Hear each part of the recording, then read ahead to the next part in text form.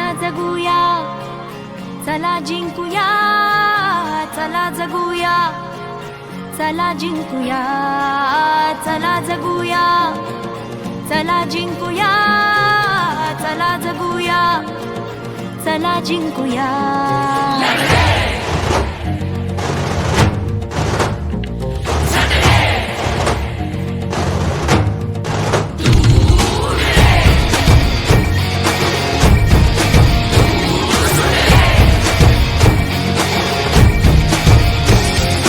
मार्गावर विजयाच्या गोष्ट आपली सोडूया, क्षण हसरे जगण्याचे अन अश्रू काही गुंफूया.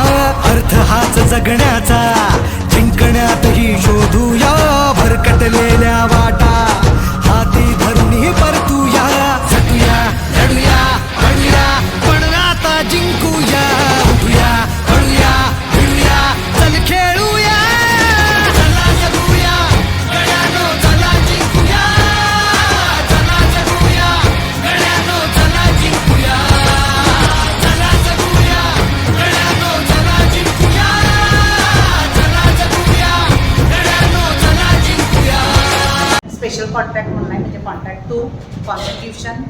आता आपल्याकडे फॅमिली लॉ असे विषय जे आहेत 5 त्याचे शिक्षक आणि मी क्लास टीचर. साधारण तुम्ही सेकंड प्रीपर्यंत सर्व विद्यार्थ्यांना सोशल सायन्सचे विषय असतात, म्हणजे इकॉनॉमिक्स, सोशॉलॉजी वगैरे.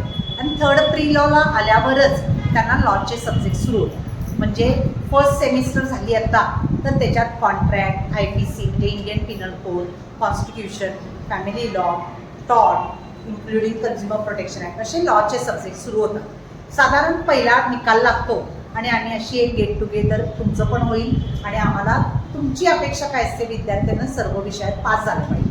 मग आत्ता रिझल्ट आल्यावर काही वेळेला रिझल्टमध्ये तुम्हाला एखाद्या विषयात मार्क कमी पडतात किंवा एखाद्या विषय राहतो असं तुम्हाला प्रॉब्लेम येतात. तर त्याबद्दल प्रत्येक विषयाचे शिक्षक इथं असणार, त्यावेळेला तुम्ही इंटरॅक्ट करा.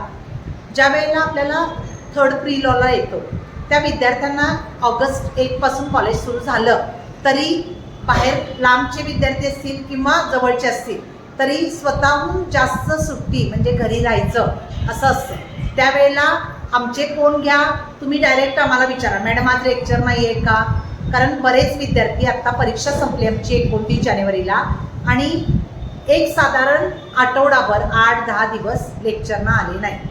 मग आम्ही स्वतःहून पालकांना फोन करणार होतो, असं आम्ही मेसेज विद्यार्थ्यांना सांगितल्यावर ते मग यायला लागले. तर असं कुठलीही सुट्टी नसते आहे. तुम्ही स्वतः आमच्याशी संपर्क साधा की मॅडम सुट्टी आहे का, कारण तेवढं त्यांचं इथं मिस होणार. म्हणजे फॅमिली लॉ 2 असेल सब्जेक्टचं, कॉन्स्टिट्यूशन असेल, कुठलाही विषयचं इथं त्याचा अभ्यासक्रम तो शिकता येणार. त्याचा तो अभ्यास करण्यात पण सक्षम आहे काही विद्यार्थी. पण इथे बाकी ॲक्टिव्हिटी असतात, काही आपल्याकडे मुटकोट असतात, काही एंट्रन्सशिप असतात.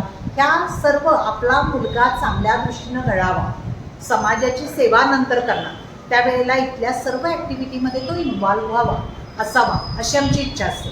कारण तो इथेच डेव्हलप होणार आणि त्यामुळे लोक अदालत असतात, कोर्टबरोबर काम करायची त्यांना संधी मिळते. अशा बऱ्याच तरतुदी आमच्या कॉलेजमार्फत चालवल्या जातात. म्हणून इथे तुम्ही बोर्ड बघा, वेगवेगळ्या ॲक्टिव्हिटीमध्ये ते असतात. जजेस कोर्टचे सगळे इथे येत असतात. तर असं असताना आपण आपला विद्यार्थी जर घरीच ठेवला तर त्याचं आपण नुकसान करणार. आणि त्यामुळे ही मीटिंग आहे. मीटिंगचा उद्देश तुमच्या मनात शंका असतील ते आम्हाला सांगा. माझी मुलगी काय कमी पडते आहे, जो आता तुम्ही मार्कलिस्ट बघता त्याच्यावर आपल्याला लक्षात येतं. त्यामुळे तुम्ही लक्षात घ्या की हे कॉलेज म्हणजे तुम्ही घरी पालक, आम्ही इथे या विद्यार्थ्यांचे पालक. आता एक चाचणी परीक्षेचा रिझल्ट लागला आहे, त्यात पण बऱ्याच मुलींचे फोन आले, मॅडम मी पास झालो, मी पास झालो. मग पुढचं 45 दिवसांची परीक्षा आहे, त्याचा अभ्यास कर, काय पाहिलं लागलं तर सांग, काही पाहिजे असेल झेरॉक्स काढून पाठवते. असे बरेच विद्यार्थी जे आता पुण्यात अभ्यास करत आहेत. तर त्यात असे पुण्यात काही इन्स्टिट्यूट आहेत आवाड सरांच्या वगैरे, ते JMFCचे क्लासेस घेतात, जसं MPSCच्या वगैरे. इवन MPSC UPSCला सुद्धा सिलेक्ट होतात. MPSC थ्रू आज मंत्रालयात आपले बरेच मुलं कक्ष अधिकारी, डेप्युटी सेक्रेटरीपर्यंत आहे. कुठेही आपल्या मुलांना कमी नाही. फक्त तुम्ही विजन ठरवाता, त्या दृष्टीनं वाटचाल करा. आमची काय मदत हवी महाविद्यालयाची सर्वतोपरी करणार, कारण त्यांच्या ब्लेसिंग्स आम्हाला लागतात आणि आम्ही तीच सेवा करायची, म्हणून सरकारनं आम्हाला इथे अपॉइंट केलं. की त्यांचे कॉलेज लाईफ पासून ते आतापर्यंत जे काही मिळवले ते सगळं आम्हाला सांगितलं. त्यांच्यामध्ये पुस्तकी ज्ञान महत्त्वाचं नव्हतं, त्यांनी शिक्षकांच्या बरोबर जे इंटरॅक्ट झाले, कॉलेज लाईफ बरोबर इतर जे एक्सपिरियन्स घेतले ते महत्त्वाचे होते. म्हणजे ते बोलले की त्यांच्या काळामध्ये त्यांना सांगायला कोणी नव्हतं की या फील्डमध्ये जावा, पण त्यांचे शिक्षकच त्यांचे मेंटर ठरले. म्हणजे आणि एक्सपिरियन्स महत्वाचा. त्याच दिवशी रिझल्ट लागला होता, म्हणजे इतर वेळीपेक्षा कमी लागला होता. मग आम्ही मुली थोडे चेहरा हिरमसून बसलो होतो. ते बोलले माझे आधी 2 विषय गेलेले आणि आता मी ह्या ह्याच्यावर आहे. तुमचं फक्त करेज आणि पेशन्स आणि कन्सिस्टन्सी हीच तुमची साथ ठरणार आहे खरी सक्सेससाठी. आम्ही एंट्रन्सची डेट क्लोज ठेवण्याचं कारण म्हणजे मुलं आज नर्वस झाली असतील, रिझल्ट कमी असेल, पण त्यांना गेल्यावर समजलं पुस्तकी ज्ञानापेक्षा सुद्धा अनुभव महत्वाचा आहे. म्हणून सांगितलं तुमचा मुलगा चांगला अभ्यास केल्यानं भलेही 40 मार्क पडू दे, तुम्ही मार्कवर जाऊ नका. त्याचा अभ्यास चांगला झाला ना तो पुढे पुढे चमकणार. कायदा माहीत असावा. कायदा माहीत असेल तर सगळ्या गोष्टी होतात. कुठं तटायची गरज नाही म्हणून फक्त लॉला काढलेलं आहे. दुसरी गोष्ट, बऱ्याच वेळा लग्न झाल्यानंतर नवरा जो असतोय तो बऱ्याच वेळा नोकरी करू देत नाही, पण कमीत कमी वकील म्हणून तर ती राहू शकेल डिग्रीला. यासाठी त्याच्या पण पुढे होणार मुलगी, काही काळजी करू नका. माझी दुसरी मुलगी सुद्धा लॉलाच आहे, चौथी येतात. हे मेनली शिकवायचं आणि ते जास्त जरा वर्गात शिकवायला लागते हल्ली. त्यामुळे ॲडव्होकेट जो आहे तो वकील झाल्यावर जज जे असतात त्यांना रिस्पेक्ट देतात, भाव करून जातात. पण आम्ही इथे ज्युडिशियरीला आणलं की सांगतो कोर्टमध्ये असं जायचं, कोर्टमध्ये अशी एंट्री करायची, किंवा ड्युटीज काय असतात जनरली, क्लायंटशी ड्युटीज काय असतात, किंवा कोर्टमध्ये ड्युटीज काय असतात, किंवा नक्की ॲडव्होकेट्स ऍक्ट काय सांगतो, हे सगळं आत्ताच त्यांना, म्हणजे अजून त्यांना डिग्री मिळायची आहे त्याच्या आधीच हे बेसिक सगळ्या कन्सेप्ट त्यांना माहिती झालेले असतात की एकूण कोर्टमध्ये एटिकेट्स काय असतात, मॅनर्स कसे असतात आणि कुठली इथिक्स फॉलो करायला लागतात. त्याबद्दल हे सगळं प्रोफेशनल इथिक्समध्ये होतं आहे आणि त्याचं थोडंसं इम्प्लिमेंटेशन आता क्लासपासूनच सुरू आहे. मोस्टली तुमच्या पाल्यांकडनं त्याचा फीडबॅक येत असेल की जरा वर्गात त्या मनानं शिस्त लावायला सुरुवात झालेली आहे की कसं बसावं, एंटर करताना कसं परमिशन घेऊन यायची, किंवा वर्गात प्रेझेंट करताना उभं राहून कसं करायचं, हे आता सुरू झालं आहे त्या मनानं प्रोफेशनल एथिक्सचे. आणि त्याचे एक काही जणांना प्रेझेंटेशन करायला सांगितलेलं आहे, ॲक्टवरती बोलायला सांगितलेलं आहे, ॲडव्होकेट्स ॲक्टवरती. मला वाटतं 3-4 मुलींनी बोलल्या आतापर्यंत आणि आता पुढच्या आठवड्यात दोघींना दिलंय बोलायला. मला वाटतं दिव्या साक्षीला दिलंय आणि किरण बोलली आधी सिनियर ॲडव्होकेट्सवरती. भरपूर मुलं तयारी करून येतात, व्यवस्थित सांगितलं एन्व्हायरमेंट चांगलं अथर्व करणार आहे असे, म्हणजे चांगलं आहे की म्हणजे आवर्जून सांगते की जी काही आहेत मुलं ती पटकन पार्टिसिपेट होतात, येतात, पुढे होतात, कॉम्पिटिशन्समध्ये येतात, पण काही बोलतात छान, लक्ष देतात, टेस्ट छान लिहितात, पण पुढे बोलायला यायला तयार होतात. मग त्यांना मुद्दाम तू बोल म्हणून पण जरा सपोर्ट करायला जातो, फीडबॅक घेतला जातो. अशी काही आता सुरुवात झाली आहे. मी एन्व्हायरमेंटल लॉ शिकवते 3rd NLCला आणि आपल्या कॉलेजमध्ये मला वाटतं सरांचं एक क्वेरी आता त्यांनी विचारली. आपण म्हटलं की तिथे कोर्टात जे काय होतं ते दाखवत नाही का सर, तसं रेकॉर्डिंग करायची सुविधा कोर्टातले अलाउड नसते, म्हणून आम्ही काय केलं जायचं पाठवू. हा हो, ते नेक्स्ट इयरला नाही सर. त्याच्यासाठी काय आहे, अभिरूप न्यायालय म्हणून आपल्याकडे कॉम्पिटिशन्स होतात मूट कोर्ट, ज्युडिशियरी बोलवतो. ऍक्च्युअल जजेसच येतात त्याच्यामध्ये आणि जजेसच बघतात. आणि मूट कोर्टमध्ये आता मला वाटतं बऱ्यापैकी मला वाटतं 50% विद्यार्थ्यांनी 3rd NLCच्या आत्ता कॉम्पिटिशनला भाग घेतला होता. त्यांना एक आयडिया येऊन जाते की कोर्टात कसं चालू असते, कसं प्रेझेंट करायला लागतं. आता आत्ताही तुम्ही बघितलं तरी आम्ही सुरुवात केलेली आहे की स्टार्टिंग फ्रॉम युनिफॉर्म, की आम्ही थोडी शिस्तबद्धता लावावी म्हणून युनिफॉर्म आता कंपल्सरी करतोय एक थोडे दिवस, म्हणजे त्यांना काय की सवय लागून जावं की आपण ऑलरेडी वकील झाल्यावर कसं वावरायला हवंय आपली. म्हणजे कसं होतंय कधी आता आम्ही अगदी म्हणजे काटेकोरपणे गॉगल सुद्धा कॅम्पसमध्ये घालून येऊ नका, हेही इन्स्ट्रक्शन्स आम्ही मुलांना देतोय. का तर जेव्हा तुम्ही कोट घालता तेव्हा ते ॲटिट्यूड येते, फॉर शुअर येते, पण ते आपल्याला डोक्यात चढवायचं नाही. आपलं नाव जे आहे आपल्या इंटेलिजन्समुळे आपल्याला लोकांनी ओळखावं, ह्यासाठी करायचं. मग आम्ही हे सुद्धा अगदी बोट धरून जसं शिकवता तुम्ही पालक तसं आम्ही तेही करतो. वेळ पडल्यास आम्ही ओरडतो देखील, पण ते ओरडणं सुद्धा त्यांच्या चांगल्यासाठीच असतं. त्याच्यातला शिस्त लावण्यातलाच एक भाग असा की अटेंडन्स ॲप आता आम्ही कंपल्सरी केला आहे. कशासाठी तर मुलांना ऑलरेडी ते इन्स्टॉल केलेलं आहे. मुलांनी काय करायचं, फक्त आपल्या वडिलांचा, आईचा, कुणाचाही जो मोबाईल असेल तो नंबर घालून इन्स्टॉल कोड टाकून आपला स्वतःचा रोल नंबर टाकून तो इन्स्टॉल करून घ्यायचा. जसं तुम्ही तुमच्या मोबाईलला केलं सेम तसंच. त्याचे 2 फायदे. एक तर 5 लेक्चर्स होतात रोज. ते 5ही लेक्चर्सचे 5 नोटिफिकेशन ज्यावेळी जे प्राध्यापक आहेत, जे टीचर्स आहेत ते अटेंडन्स नोट करतील तेव्हा नोटिफिकेशन तो पाल्याला सुद्धा जाणार आहे, त्याच सोबत तुम्हाला सुद्धा मिळणार. प्लस त्याची समरी जी म्हणतो आपण, आपली टेस्ट असते, मंथली टेस्ट असते, त्याला 75% अटेंडन्स जर भरली नाही तर त्या टेस्टला एलिजिबल होत नाही ते पाल्य. आमचा मुलगा अत्यंत चांगल्या वातावरणामध्ये आहे आणि त्याचा घरीही परिणाम अत्यंत चांगला दिसतो. तर आमची कुठलीही तुमच्याबद्दल तक्रार नाही. तुमच्या पुढील कार्यकालासाठी आमच्या शुभेच्छा. आणि माझा मुलगा आज मुटकोटला गेलेला आहे आणि तोही त्याला जर तिथंपर्यंत जायची जी ही झाली, तुम्ही एनकरेज केला चांगला, त्याला त्या पद्धतीनं तो बनवला आणि तो वेगवेगळ्या कॉम्पिटिशनमध्ये भाग घेतो, याचा आनंद आम्हाला पर्सनली पालक म्हणून खूप आहे. दुसरी गोष्ट, आपण ज्या दिलेल्या सूचना आहेत त्या आम्ही आमच्या स्तरावरती जेवढ्या काय पाळायच्या त्या आम्ही पाळू. तुम्हाला जी काय घ्यायची ती काळजी तुम्ही घ्यालच, त्याबद्दलही काही हे नाही. चला, थँक्यू. एमिनंट प्रोफेसर्स आहात, म्हणजे सजेस्ट करायची ॲक्च्युली गरज नाही आहे. पण जसं आपलं प्रोफेशनल एथिकेट्स जसं गुड ॲडव्होकेट्स घडवतो, तसं एक जर ॲज अ 0 पिरियड म्हणून व्हॅल्यू एज्युकेशन हा सब्जेक्ट तो आपण करू शकत नाही. पण in every lecture last 15 minutes जर प्रत्येक लेक्चरर्सनी, प्रोफेसर्सनी to become a good human being जर दिली 15 मिनिट्स तर खूप छान होईल. कारण ॲक्च्युली गरज आहे एवढं ॲक्च्युली. ते फक्त मॅम थोडा विचार केला जाईल. थँक्यू. जे आता तुम्ही सांगितलं तर त्याबद्दल मी माझ्या लेक्चरला तर प्रत्येक ऑलमोस्ट एव्हरी लेक्चर, जसं आता हे तुमचं सजेशन आलं बरोबर आहे, पण एव्हरी लेक्चर असेल किंवा जेव्हा मला वेळ मिळेल, माझ्या सगळ्या स्टुडंट्सना माहिती येते की जेव्हा मला वेळ मिळेल, how to become a good human being. पहिला तुम्ही सक्सेसफुल पर्सन होण्याआधी पर्सन व्हायला शिका. एक यशस्वी माणूस होण्याआधी माणूस व्हायला शिका. हे मी प्रत्येक स्टुडंट्सना, सगळ्यांना माहिती आहे की मी ते क्लासमध्ये नेहमी सांगत असते. दुसरं आणि एक सजेशन मला तुम्हाला सगळ्यांना द्यायचं आहे की न्यूज विद्यार्थी बघत नाहीत रोज, आणि त्यांना प्रत्येकाला मी सांगितलेलं आहे, प्रत्येक क्लासेसमध्ये मी सांगते, रोज कमीत कमी 1 आवर संध्याकाळच्या वेळेला त्यांनी न्यूज बघितले पाहिजेत. महत्त्वाच्या घडामोडी आहेत, महत्त्वाचे जजमेंट्स आहेत. सुप्रीम कोर्ट काय एखादं जजमेंट झालं, आता रिसेंटली आपण बघितलं महाराष्ट्रामध्ये जशा घडामोडी झाल्या, तर हा आपला लॉचा एक भाग आहे.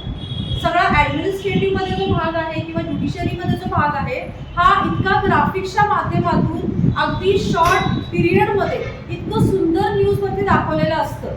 तर हे जे रोजच्या रोज न्यूज बघतात त्यांचं जे नॉलेज आहे, हे नॉलेज, खूप नॉलेज हे ओव्हरनाईट किंवा शॉर्ट पिरियडमध्ये कधी होत नाही. त्याला बराच काळ तुम्ही ज्ञान घ्यायला पाहिजे.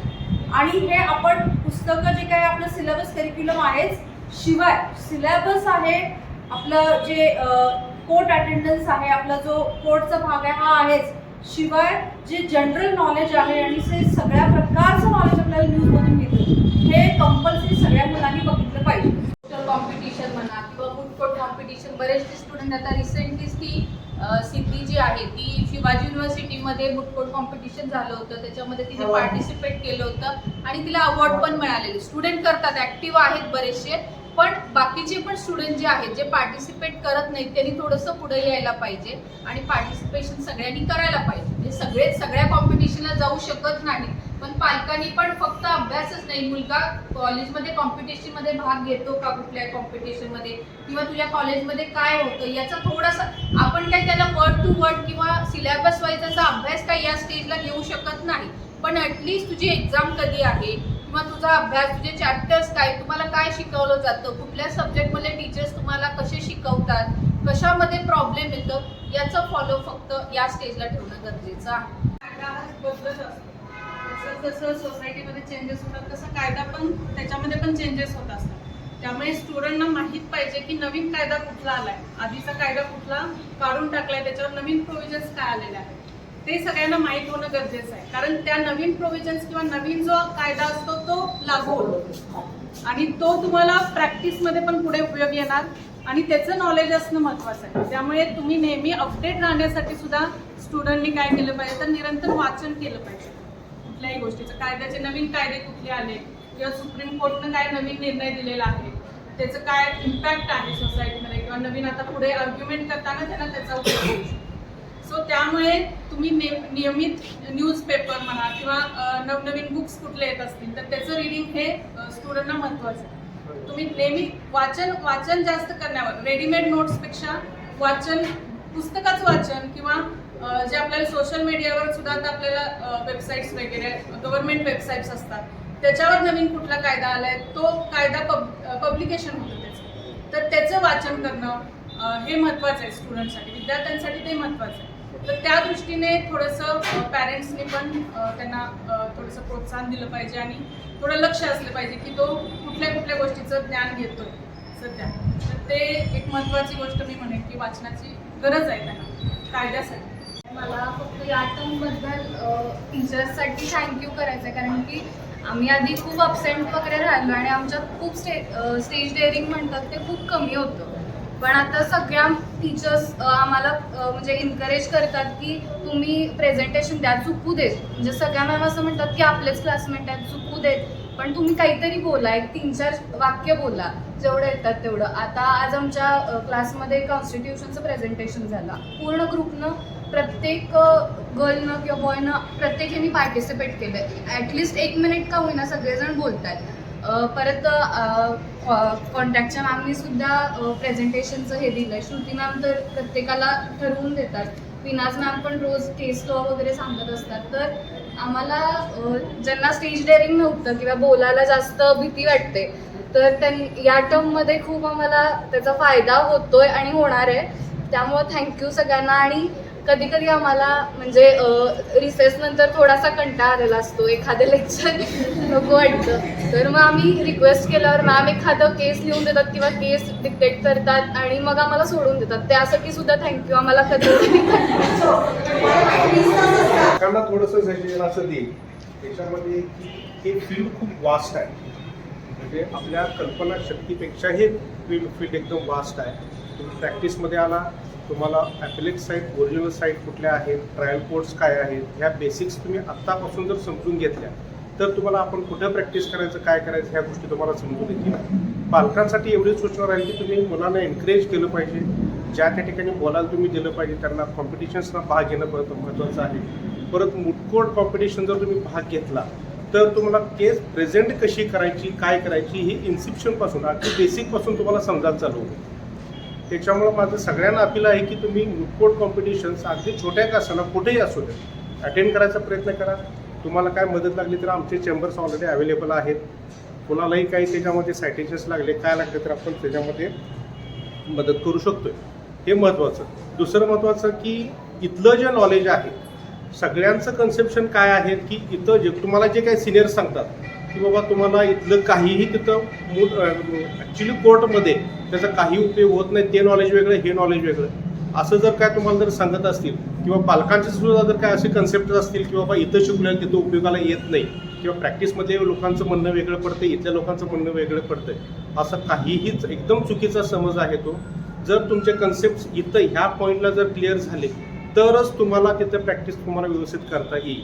हे सगळ्यात महत्त्वाचं आहे. नाहीतर तुम्ही तिथं गेल्यानंतर क्लार्क म्हणूनच तुम्ही काम करायचं, जिथं सिनियरनं पॉईंट दिला तिथंच तुम्ही पण पॉईंट द्याल आणि तुम्हाला ते कशासाठी आहे हे जोपर्यंत तुम्ही स्वतःला प्रश्न विचारणार आहे तोपर्यंत काहीही कळणार नाही.